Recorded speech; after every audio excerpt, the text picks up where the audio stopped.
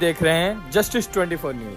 Ward क्रमांक 39 में मुकाबला दिलचस्प। इंद्रजीत पप्पू सिंह ने पत्नी सुमन इंद्रजीत सिंह की उम्मीदवारी पर रखी बात। मुंबई बीएमसी चुनाव को लेकर वार्ड क्रमांक 39 में सियासी मुकाबला काफी रोचक होता जा रहा है। जहां एक और महायुति से पूर्व नगर सेविका विनया विष्णु सावंत चुनावी मैदान में है, तो वहीं कांग्रेस की ओर से मधु ब्रिजेश सिंह और भाजपा से बगावत कर राष्ट्रवादी कांग्रेस पार्टी अजित पवार गुट से सुमन इंद्रजीत सिंह भी चुनावी मैदान में है। इसी बीच हमारे संवाददाता से सुमन इंद्रजीत सिंह के पति और भाजपा से बागी हुए स्थानीय नेता इंद्रजीत पप्पू सिंह से बातचीत की, जिसमें उन्होंने खुलकर अपनी बात रखी। इंद्रजीत सिंह ने सबसे पहले वार्ड क्रमांक 39 के सभी रहीवासियों और देशवासियों को नए वर्ष की शुभकामनाएं देते हुए कहा कि उन्होंने 30 से 35 वर्षों तक विभिन्न राजनीतिक दलों में रहकर जनता की सेवा की है, जिसमें से करीब 25 वर्ष उन्होंने कांग्रेस पार्टी में रहते हुए लोगों के लिए काम किया। उन्होंने बताया कि वर्ष 2014 में वे भाजपा में शामिल हुए, लेकिन 2017 में और इस वर्ष भी उन्हें भाजपा से टिकट नहीं मिला, जिसके चलते मजबूरन उनकी पत्नी सुमन इंद्रजीत सिंह ने राष्ट्रवादी कांग्रेस पार्टी अजित पवार गुट से चुनावी मैदान में कदम रखा है। इंद्रजीत सिंह ने दावा किया कि वार्ड क्रमांक 39 से उनकी पत्नी भारी मतों से जीत हासिल करेंगी। उन्होंने कहा कि वे क्षेत्र के हर छोटे बड़े व्यक्ति के दुख सुख में तन मन और धन के साथ खड़े रहते हैं। इसी वजह से आम जनता का उन्हें भरपूर समर्थन मिल रहा है। बता दें कि इस इंटरव्यू के दौरान इंद्रजीत सिंह के समर्थकों ने पूर्व नगर सेविका विनया विष्णु सावंत पर गंभीर आरोप लगाए और कहा कि जब कोई क्षेत्र में गरीब व्यक्ति घर बनाता है या डबल मंजिला निर्माण की कोशिश करता है, तो इसके बदले पूर्व नगर सेविका के लोग 15 से 20 हजार रुपए तक की वसूली करते हैं और हफ्ता वसूली का एक धंधा चला रखा है। वार्ड क्रमांक 39 में इन आरोपों और दावों के बीच चुनावी माहौल लगातार गर्म होता नजर आ रहा है।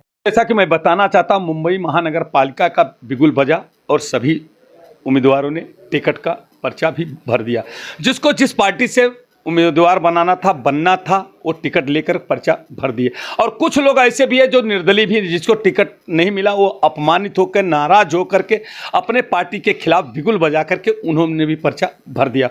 आइए हम जानने के लिए कोशिश करते हैं कि एक अपने प्रतिष्ठित जो पप्पू सिंह हैं, इंद्रजीत सिंह हैं, उन्होंने भी राष्ट्रवादी कांग्रेस पार्टी अजीत गुट से उन्होंने पर्चा भरा है। हम उनसे जानने की कोशिश करते हैं उनका आगे का लड़ाई कैसी, उनकी लड़ाई की व्यू कैसी है, उनकी संरचना कैसी है। सबसे पहले मैं पप्पू सिंह जी, इंद्रजीत जी, मैं आपको अपने मेट्रो दिनांक चैनल जस्टिस 24 की तरफ से आपका हार्दिक स्वागत करता हूं, अभिनंदन करता हूं। आपने किस पार्टी से पर्चा भरा है? मैं सबसे पहले आपके 24 के माध्यम से आपका भी मैं अभिनंदन करता हूं कि आपने आज आके और ये बात आगे पहुंचाने का काम किए हैं। और उससे सबसे पहले हम हमारे वार्ड क्रमांक 39 और पूरे देशवासियों को नए वर्ष की हार्दिक शुभकामना करते हैं कि उनका जीवन सुखमय जाए, समृद्धि, उनको शांति मिले। और आगे का मैं आपको ये बताना चाहता हूँ कि हम लगभग आज 30-35 वर्षों से इसी राजनीतिक फील्ड में रहे हैं। कुछ साल हमने 25 साल कांग्रेस की सेवा किए। उसके बाद हम फिर 2017 में हमने बीजेपी के साथ मिल के काम किए 2014 से, और लोगों ने हमेशा हमें आश्वासन देने का काम किया। 2017 में भी लोगों ने कहा कि आप तैयारी करिए, और रात को 2 बजे मालूम पड़ रहा है कि यहाँ मुझे राष्ट्रीय समाज पार्टी से टिकट मिल रहा है। और वो भी टिकट 2 बार मेरा 1 हफ्ते के अंदर सिंबल चेंज हुआ। एक बार मुझे कब्बसी मिला और दूसरा फिर सिलाई मशीन। फिर मुझे 4 दिन लोगों के बीच में, जनता के बीच में सिलाई मशीन लेके जाना पड़ा। और आपके आशीर्वाद से बहुत खुशी है मुझे बताने में 24 मेट्रो दिनांक से कि मुझे कम समय में 1 हफ्ते के अंदर मुझे, जहां यहाँ हमेशा कांग्रेस पहले नंबर पर रहती थी, वो उसको हमने तीसरे नंबर पर किया और हम सेकेंड नंबर पर आए। कुछ ही वोटों से हम थोड़ा पीछे रह गए।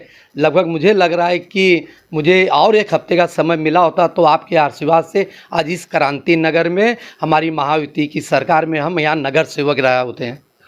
पप्पू सिंह, आप, ये तो लेडीज वार्ड है, तो क्या आपकी धर्मपत्नी सुमन सिंह जी चुनावी मैदान में है क्या? हाँ, हमारी पत्नी लगभग 2017 से भी मैदान में है और उस समय भी वही इलेक्शन लड़ रही थी।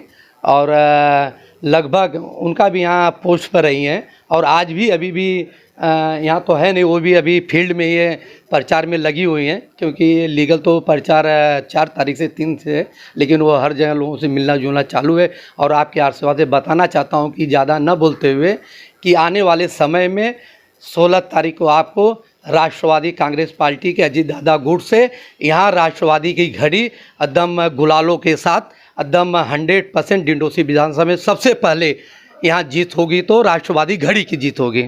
पप्पू सिंह जी, जैसा कि आप जानते हैं यहाँ पे कई गुट के लोग लड़े, उद्धव गुट, शिंदे गुट और साथ साथ जो भारतीय जनता पार्टी का जिसका गठबंधन था शिंदे गुट का, उसके भी बागी लोग कहीं ना कहीं, जैसे कि आपको मैं बताना चाहता हूं कि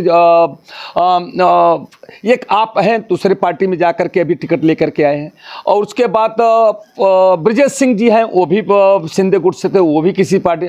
हमारे यहाँ कई 3-4 उत्तर भारतीय लड़ रहे हैं और वहाँ पे भी 2-3 महाराष्ट्रियन भाई लड़। ऐसे पूरी संरचना में जो व्यूह है, चक्रव्यूह है, ऐसे चक्रव्यूह में आप अपने आप को कैसे प्रेजेंट करेंगे और कैसे आप अपने को विजयी घोषित करेंगे? मैं आपको पूर्ण विश्वास के साथ बताना चाह रहा हूँ कि आप यहाँ का सर्वे निकाल लीजिए, कहीं कहीं जाके आप पूछ लीजिए कि आज जो मेरे यहाँ लोग बैठे हुए हैं ये सबसे मेरे भाई और पिता तुल्य लोग हैं, जिन्होंने मुझे देखा है यहाँ से कि हाफ पैंट पर घूमते हुए।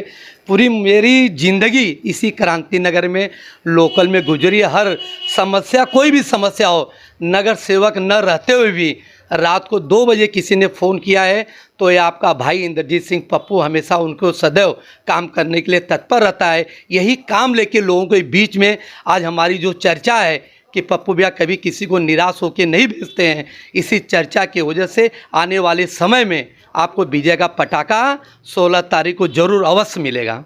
लास्ट मेरा क्वेश्चन ये है साहब कि जिस तरह से मुंबई महानगर पालिका में यहाँ पे शिंदे गुट से विनया सावंत जी यहाँ थी, उन्होंने कौन ऐसा काम नहीं किया है या वो करेंगे, और वो आप कौन कौन से आपके निगाह में ऐसे कुछ काम बाकी रह गए जो आप आने वाले भविष्य में? जो रात को पहले एक समय था कि यहाँ के नगर सेवक भूम सिंह राठौर हुआ करते थे और कांग्रेस की सरकार में हमने देखा ऐसा नहीं है कि पानी की कभी किल्लत नहीं हुई।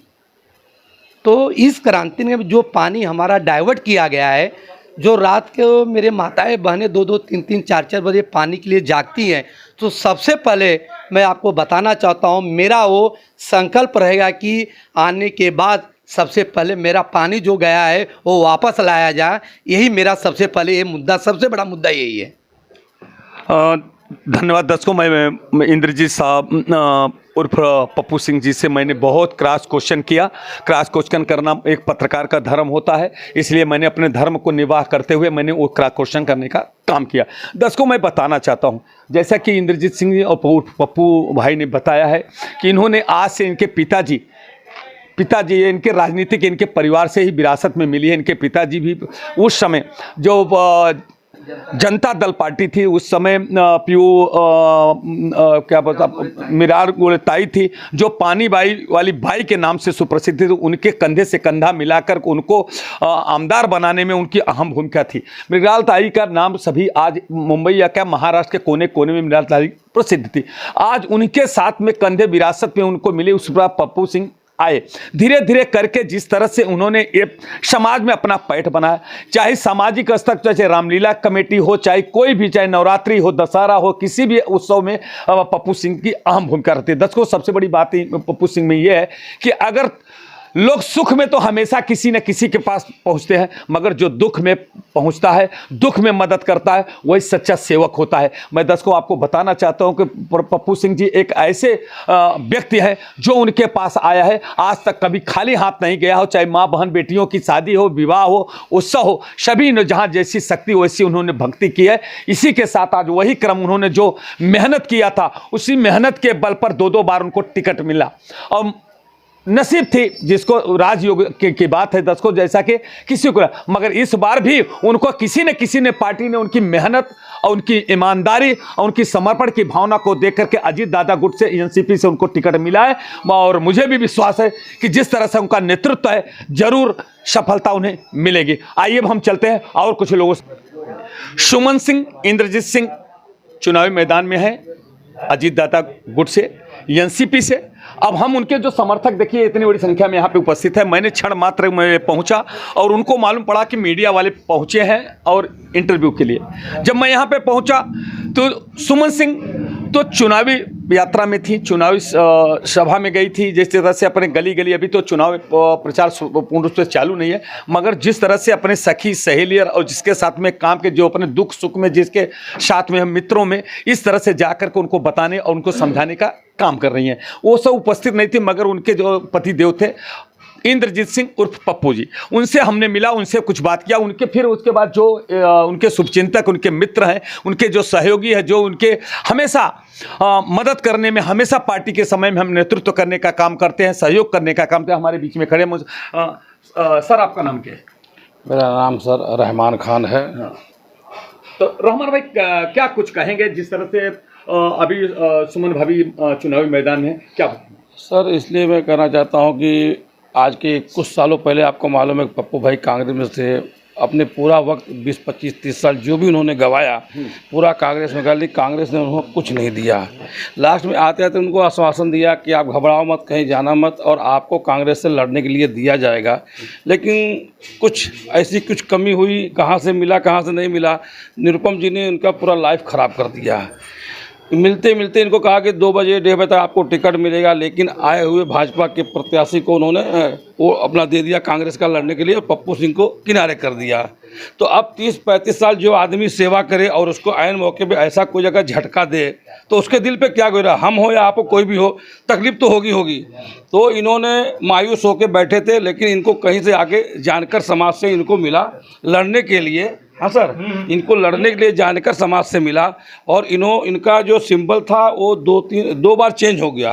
पहले कुछ पे हम लोगों ने प्रचार किया, फिर दूसरी बार सिलाई मशीन पे प्रचार हुआ, लेकिन उस प्रचार में भी हम लोगों ने भाग दौड़ किया और अच्छे वोटों से ये विजयी हुए, यानी ये दूसरे नंबर पे आए।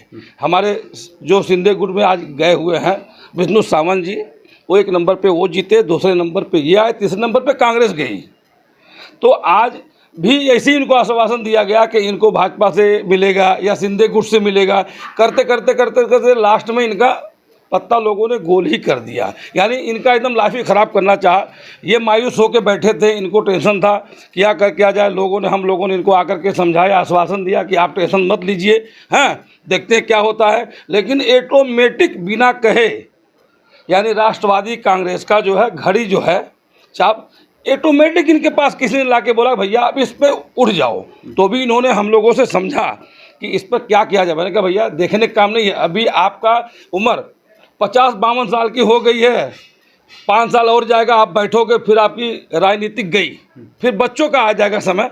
तो आप देखो, एक बार उछाल मारो, पब्लिक का आप वैसे भी सेवा कर रहे हो इतने सालों से, ऐसे भी सेवा करोगे, तो एक बार और भी आप अपनी किस्मत आजमाइए किसी भी पार्टी से। आपको किसी से, आपसे पब्लिक से लेना देना, किसी पार्टी से लेना देना भी नहीं है। आप मेहनत करो, हम लोग आपके साथ में रहेंगे और जिता करके अच्छे बहुमत से हम लोग उनको लेकर के आएंगे। क्योंकि पप्पू सिंह एक ऐसे नेता हैं जो किसी के दुख में सुख में 12 बजे रात, 2 बजे रात, 3 बजे रात, कभी भी उनको याद करो। पुलिस का काम हो, बीएमसी का काम हो, ये रोड पे कहीं नाला बन रहा है, कोई अटैक कर रहा है, कुछ बनने दे रहा, वहाँ पे हमेशा मौके पे पहुँच करके उसको समझा करके हर चीज़ को सुलह कर देते हैं। ऐसा नेता कोई नहीं मिला जो दुख में साथ आए। जितने भी आए हैं जीते हैं, और जीत के आए हैं वो कोई जल्दी काम में नहीं आता रात बिरात। अगर दुख सुख में कोई काम आता है तो पप्पू सिंह ही आते हैं, और हमारे बहुत खास मित्र हैं। आपको मालूम हो कि मैं भी एक बहुत अच्छे कांग्रेसी हूँ, लेकिन आज मैं कांग्रेस की तरफ क्यों नहीं जा रहा हूँ, मैं वहाँ अपना दोस्ती देख रहा हूँ। ये पार्टी आएगी जाएगी कुछ भी होगा, लेकिन हमको अपना घरेलू संबंध तो लेके चलना है।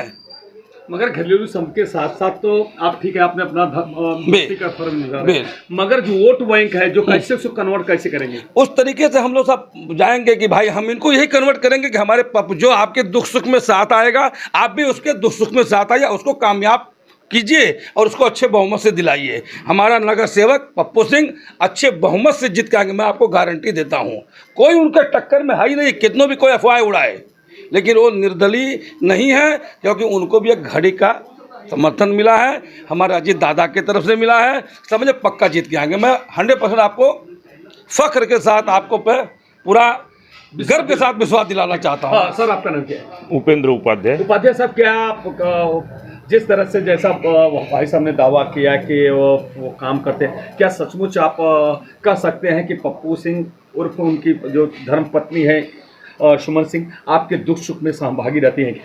मैं सबसे पहले सुमन सिंह को बधाई दूंगा कि वो टिकट लेके आए और कांग्रेस पार्टी से मैं कांग्रेस पार्टी का पदाधिकारी भी था, अब भी शायद दूसरी कमेटी नहीं बनी इसलिए नहीं है हम लोग, लेकिन अगर आगे कांग्रेस पार्टी चाहे तो हमें रखे, ना चाहे तो ना रखे, लेकिन 15 दिन के लिए हम कांग्रेस पार्टी छोड़ रहे हैं। हम राष्ट्रवादी कांग्रेस पार्टी के साथ और पप्पू सिंह के साथ हैं, क्योंकि कांग्रेस पार्टी जो कांग्रेस में थे उनको कभी टिकट नहीं, 2 बार, अगली बार पप्पू भैया थे कांग्रेस में, उन्हें टिकट नहीं दिया गया, गुप्ता जी को दे दिया गया। इस बार संदीप सिंह पूरा लड़ते रहे, उन्हें टिकट नहीं दिया गया। और मेरे जो मतलब जिसके मैं चाहता हूँ वो सब ने मुझे आदेश दिया है कि आप पप्पू सिंह के साथ रहिए। सर आपका नाम क्या है? मेरा नाम रामोद चौहान है। चौहान साहब, क्या कुछ कहेंगे, किस तरह से उनकी कार्यशैली है, किस तरह से आप लोग कंधे से कंधे मिलाकर उनको चुन के लाने की दावा कर रहे हैं, कैसे? मैं कहूँगा पहले सुमन भाभी जी को बहुत बहुत बधाई हो, और चुन के लाना है उनको पूरी मेहनत के साथ में। हम लोग फील्ड में उतर गए हैं और उनको जिता के लाएंगे। धन्यवाद। सर आपका सुनो। माझं नाव आहे शरद दादा आणि मी काँग्रेसचा पदाधिकारी होतो, पण आता काँग्रेसचं गैरवर्तन आणि काँग्रेसची धोकाधडी बघून आम्ही सर्व काँग्रेसजन सुमन सिंग यांच्या पाठीशी आहोत। सुमन सिंग यांचा जे घर आहे, यांचा जे परिवार आहे, 40-45 वर्ष या गावाच्या सेवेमध्ये आहेत। दुसरी पिढी, तिसरी पिढी, तीसरा जनरेशन शुरू है। इतना प्रेम और इतना काम आज तक किसी ने नहीं किया है। इसको देखते हुए कोई बोल, हमें सर्व मराठी, भोजपुरी, आमचे सर्व भाषिक, सभी भाषा के लोग उनको अपना इस गांव का उम्मीदवार बनाए हैं। वो पार्टी है पर गांव का एकमेव उम्मीदवार करके हम सभी गांववासियों ने उनको यहाँ खड़ा किया है, और हम सभी गांववासी तन मन धन से पूरी ताकत से उनके साथ में है। और ये बता दे रहा हूँ कि तारीख 16 आप याद रखिएगा, जीत हमारी पक्की है और हम जीत के ही रहेंगे। बहुत अच्छा, धन्यवाद। सर आप क्या कहेंगे, किस तरह से, जिस तरह से सभी लोग दावा कर रहे हैं उससे कितना समझते हैं? देखिए, आज हमारे एरिया का माहौल, आपका नाम क्या है? सुनील विश्वकर्मा। और आज हमारे एरिया का माहौल ऐसा कि आज सुमन भाभी के हर गली में चर्चे हैं, इंद्रजीत भैया की हर गली, उनका काम ही बोलता है। क्योंकि इसके पहले हमने जिस नगर से को चुन के लाया, उन्होंने अपने फ़ायदे के लिए पार्टी बदली किया। जब हमारे यहाँ से डीपी रोड गोकुला से पास हो रहा था, उन्होंने वो रुकवा के अपना काम के लिए फ़ायदे के लिए उन्होंने पार्टी बदली किया। तो हमारे साथ धोखा हुआ है। हमको हमारा नगर सेवक चाहिए जो हमारे काम, हमारे दुख सुख में एनी टाइम खड़ा रहे। आज उस शिंदे गुट के लोगों ने हमारे साथ धोखा किया, उद्धव गट के लोगों ने धोखा किया। हमने उनको चुन के दिया, निस्वार्थ निभाव। आज उन्होंने पार्टी बदली किया, और आज एरिया में जो परिणाम नगर सेवक इस टाइम थे, आप आए होंगे, देखेंगे रास्ते का गली का पानी किस तरह बह रहा है, वो आप दिखाइए लोगों को कि क्या चल रहा है, क्रांति नगर की दुर्दशा क्या इस वक्त है। और इसके पहले लोगों के अवैध वसूले, लोगों के महल्ले के पैसे, लोगों के जबरदस्ती किसी से महल्ले के 30,000 40,000 वसूलना, लोगों का गरीब आदमी, यहाँ के स्थानीय नगर सेवक थे, लोगों को सब हर चीज लोगों को इतिहास पता है। कभी के नगर सेवक, अभी के प्रेजेंट नगर सेवक। आज लोग उस ताता से बहुत दुखी है। आज वो चाहते कि हमारे जो हमारे लिए हमें दिन रात खड़ा रहे, हम उसको जिता के देंगे। और सुमन भाभी को हमेशा जिता के इस बार लाने वाले हैं, क्योंकि हमारे एरिया के लोग हैं। हमेशा किसी का 1 रुपया किसी का लेना नहीं, किसी का देना नहीं। और मैं आपको एक गारंटी देता हूँ, जिस दिन सुमन भाभी जीत के आएंगी, उस दिन किसी का अवैध काम का 1 रुपया कोई लेगा नहीं। ये बहुत, ना बीएमसी लेगी, ना यहाँ का कॉर्पोरेटर लेगा। आप गरीब आदमी घर बनाइए, आराम से रहिए, आपको कोई परेशान करने वाला नहीं मिलेगा। विश्वकर्मा साहब, यहाँ तो कोई जेंट्स नगर सेवक, यहाँ तो विनया विष्णु सावंत है, तो क्या उनके जी आप, मैं तो आपको बता रहा हूँ, आप एरिया में किसी से पूछ लीजिएगा। आज कितने लोगों ने अवैध वसूली किया इस एरिया में। लोगों का, गरीब आदमी किस तरह अपना घर मकान बनाता है, कहाँ से पेट काट के अपना, लोगों का 30,000 20,000 लोगों ने इस तरह लोगों ने वसूली किया है इस एरिया में। नगर सेवक ने लोगों ने नगर सेवक लोगों ने वसूली किया है, उनके लोगों ने वसूली किया है। आज आप चले जाए ऊपर, लोगों को पानी की कितनी समस्या है, उनके लोग यहाँ पे लोगों का अवैध पानी की समस्या, लोगों को 300 महीना भाड़ा, 400 रुपया महीना, गरीब आदमी कहाँ से देगा? पानी की काली बाजारी हो रही ऊपर, लोग परेशान है, त्रस्त है। इसलिए लोगों ने ठाना है कि इस बार सुमन सिंह को चुन के लाना है। एक अच्छे और निडर और निस्वार्थ आदमी, उनको इस बार बहुत अच्छे से चुन के लाना। हम लोगों ने बहुत शपथ लिया है, हर एरिया के लोगों ने। धन्यवाद। क्या कहेंगे, जिस तरह से गंभीर आरोप, बहुत बड़ा गंभीर आरोप लगा? मैं पहले आपसे नमस्कार करता हूं, आपके मेट्रो चैनल को भी नमस्कार करता हूं। मैं रामजन्म गौड़, हम लोग पूरे एरिया के लोग, पूरे गांव के लोग सब जुट के आए और सुमन भाभी को हम लोग ने खड़ा किया है। इनको पब्लिक ने खड़ा किया है, इनको पब्लिक ने खड़ा किया है और पब्लिक ही इनको जिता के लाएगी। 16 तारीख को इनको अब बधाई देने आप खुद आओगे, आपका चैनल खुद आएगा और ज़्यादा बोलने की ज़रूरत नहीं है। आप खुद समझदार हैं, खुद जानकारी आपको पूरे एरिया की आपको नॉलेज है, हम क्या बताएंगे, आप तो खुद समझदार हैं। दर्शकों, बहुत बड़ा गंभीर आरोप जैसा कि विश्वकर्मा साहब ने लगाया है, या और बहुत ही ये कहीं कहीं पीड़ादायक है। जो समाज का नेतृत्व करता, जो नगर सेवक होता, नगर का राजा होता है, वो इसीलिए चुना जाता है कि जो हमारी मूलभूत सुविधा जैसे पानी हो, लाइट हो, शौचालय हो, गटर हो और रोड हो, ये समस्याओं का निदान करने के लिए होता है दर्शकों। मगर जिस तरह से विश्वकर्मा साहब ने ये कहा है कि महले का पैसा 40 से 50 हज़ार रुपया लिया जाता था, पानी की कालाबाजारी हो रही, पानी की, जबकि इसके पहले जो सुमन सिंह के पति देव हैं इंद्रजीत सिंह, उन्होंने भी एक गंभीर आरोप लगाया है कि भौम सिंह जो पूर्व नगर सेवक इस समय दुनिया में नहीं है, स्वर्गीय जरूर हुए हैं, मगर आज भी उन्हें याद किया जा रहा है, उनके कामों को याद किया जा रहा है कि वो जब थे तब तक पानी की समस्या कभी नहीं थी। क्रांति नगर और अप्पा पहाड़ा एक ऐसा क्षेत्र माना जाता था कि लोग पहले पानी की समस्या को जहाँ जहाँ होती थी तो सबसे पहले यही लोग पूछते थे कि पानी की समस्या कहाँ नहीं है मुंबई के अंदर। तो ये कहा जाता था कि अप्पा पहाड़ा और क्रांति नगर क्षेत्र एक ऐसा क्षेत्र है जहाँ कभी पानी की समस्या नहीं होती है। लोग मुंबई के कोने से आकर के क्रांति नगर और अप्पा पहाड़ा में बसने का काम किया, मगर आज वही पानी बिल्डरों को कन्वर्ट कर दिया गया है, जहां उनका फायदा है वहां पे बेचा जा रहा है, काला बाजारी हो रहा है। मगर ये विश्वकर्मा साहब ने जो गंभीर आरोप नगर सेवक विनया सामंत और उनके समर्थक लोगों पे लगाया है कि पानी की जो वसूली की जा रही है, पानी का जो पैसा लिया जा रहा है, महले का पैसा लिया जा रहा है, कहीं न कहीं पीड़ादायक है। मैं इसका सवाल का जवाब मैं जरूर विष्णु सावंत और विनया सावंत से मैं सवाल जरूर करूंगा कि इस तरह से अगर आपने वसूली किया तो उसका आए दिन इसका परिणाम आपको गंभीर भुगतना पड़ेगा, क्योंकि ये जनता की अदालत है। जैसा कि ये लोगों ने बोला, ये सबसे बड़ी एक बात उन्होंने कहा है कि इंद्रजीत की जो धर्मपत्नी थी सुमन भाभी चुनाव में खड़ी नहीं हो रही थी, मगर हम पूरे गांव के लोग, वो गांव के जैसे एक मेरे भाई साहब थे, ये थे, अब उन्होंने कहा कि मैंने खड़ा किया है, मैंने खड़ा करके हम लोगों ने जबरदस्ती, वो हमारे गांव की भाभी है, गांव की बहन बेटी है, इस नगर के उन्होंने, उनके पति ने बहुत सेवा किया है, तो इसलिए हम लोगों ने ये चुनाव हम लोग लड़ रहे हैं, ये चुनाव हम लोग लड़ के उनको जिता करके 16 तारीख को चुनावी मैदान से आएंगे, विजय की पताका लहराते उन्होंने दावा किया है। अब तो दर्शकों, मैं यही सबसे बड़ी बात है कि अगर इनकी सेवा में और भक्ति में सचमुच उनकी ताकत होगी तो ये लोग जो आज जिस तरह से निष्ठा और भाव से अगर पूरे गांव के लोग लगेंगे तो कहीं ना कहीं ये विजय सुनिश्चित है। अब तो ये दर्शकों मैं बताना चाहता हूं, आने वाला वक्त ही बताएगा कि किसके, ये जनता जो पूरी क्रांति नगर की है, ये वार्ड क्रमांक 39 की जनता है, जो हिंदू मुस्लिम सिख ईसाई सभी धर्म के लोग यहाँ रहते हैं। अब तो आने वाला वक्त ही बताएगा ये जनता किससे सर पे ताज बांधती है और किसे घर बैठाने का काम करते थे, ये तो आने वाला वक्त ही बताएगा। जय हिंद, जय महाराष्ट्र।